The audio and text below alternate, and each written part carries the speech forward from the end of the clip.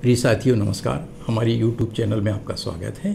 इन दिनों हम भारतीय मुस्लिमों पर संकट की घड़ी एवं इससे निजात पाने के उपाय शीर्षक से प्रकाशाधीन पुस्तक की एक पुस्तक समीक्षा आपके सामने प्रस्तुत कर रहे हैं। यह पुस्तक समीक्षा एक वीडियो सीरीज के रूप में प्रसारित की जा रही है।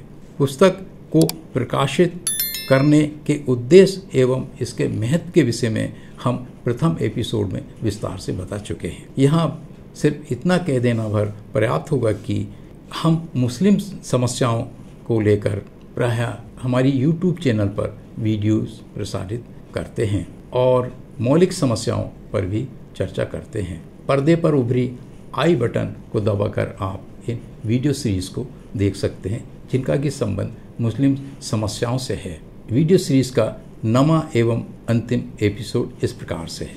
जैसा कि हम अक्सर निवेदन करते हैं कि ये जो प्रकाशाधीन पुस्तक है उसको हमने कई उप अध्यायों में बांटा है। आज हम 12वें अध्याय से अपनी बात शुरू करना चाहेंगे। इस 12वें अध्याय का शीर्षक है भविष्य की नीतियाँ, रणनीतियाँ एवं तर्क संगत अभिगमन, लॉजिस्टिक अप्रोचेस। मुस्लिमों की समस्याओं से निजात पाने के तौर तरीकों में इस अध्याय में जो तौर तरीके सुझाए गए हैं वे समय की मांग, तर्कवादी, हेतुवादी सोच एवं वैज्ञानिक विचारधारा प्रवृत्ति, साइंटिफिक टेम्परामेंट को अपनाए जाने को आधार मानकर सुझाए गए हैं।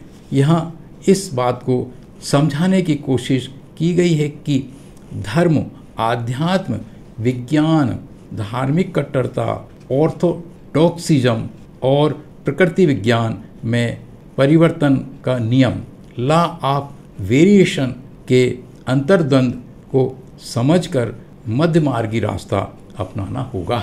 इस बात के अनेक सुझाव दिए गए हैं। अर्थात हमारा यह कहने का है कि जो धर्म और आध्यात्मिक विज्ञान है और उसकी जो कट्टरता है जिसको ऑर्थोडॉक्सिज्म कहते हैं, और जो प्रकृति विज्ञान है इसका जो नियम है वेरिएशन, परिवर्तन का जो नियम है, लॉ ऑफ वेरिएशन के अंतर्द्वंद को समझकर हमें आगे बढ़ना है। इन तौर तरीकों और सुझावों की पृष्ठभूमि में यह समझाने की कोशिश की गई है कि भारत के 20 करोड़ मुस्लिमों को अब यह उम्मीद त्याग देना चाहिए कि सरकार वास्तव में उच्च जाति शासक वर्ग उनके लिए यह करेगी, वह करेगी, विकास की गंगा बहाएगी, संविधान के विशेष प्रावधानों को लागू करेगी, विशेष पैकेज देगी इत्यादि।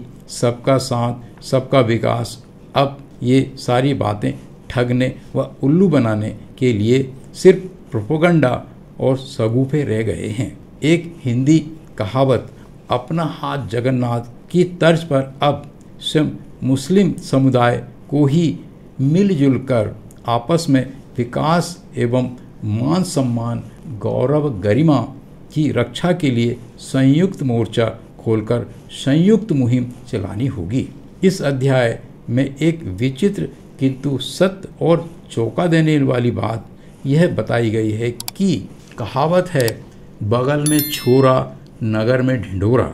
अर्थात इस साइंस और तर्क और टेक्नोलॉजी के युग में अगर भारत के मुस्लिमों की निजी चल अचल संपत्तियों को छोड़ भी दें तो भी और मात्र सार्वजनिक वक्फ बोर्ड, मस्जिद, ईदगाह के परिसर, कब्रिस्तान के परिसर, पुरानी हवेलियाँ, किले, नवाबों की कोठियाँ आदि चल अचल संपत्तियों, संसाधनों का यदि देश स्तर पर एक डाटाबेस तैयार किया जाए तो पता चलेगा कि इतनी अपार संपत्ति, संसाधन अभी भी उपलब्ध हैं कि कहीं से किसी से भी कुछ भीख की तरह मांगने की जरूरत नहीं है।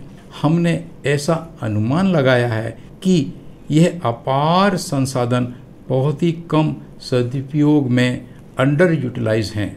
यदि एक आम ज़रूरतमंद मुस्लिम के हितार्थ इनका 50% भी समुचित सदुपयोग, ऑप्टिमम प्रॉपर यूटिलाइजेशन कर लिया जाता है तो हमारा अध्ययन यह बताता है कि भारत का प्रत्येक मुस्लिम परिवार मध्यम आय वर्ग की श्रेणी में आ सकता है। कैसे, इस बाबत अनेक व्यवहारिक और आसानी से क्रियान्वित कर सकने वाली बातों का यहाँ सुझाव दिया गया है। उक्तानुसार कुछ सकारात्मक पहलुओं की भी चर्चा के अलावा कुछ दुखद पहलुओं पर भी इस खंड में चर्चा की गई है। जैसे कि भारत में 1947 के बाद से लगातार मुस्लिम समाज की सार्वजनिक संपत्तियों, जैसे कि वर्णन किया गया है, का लगातार बड़ी तेजी से खात्मा होता जा रहा है। कारण है कट्टर हिंदुत्ववादी का हिडन एजेंडा।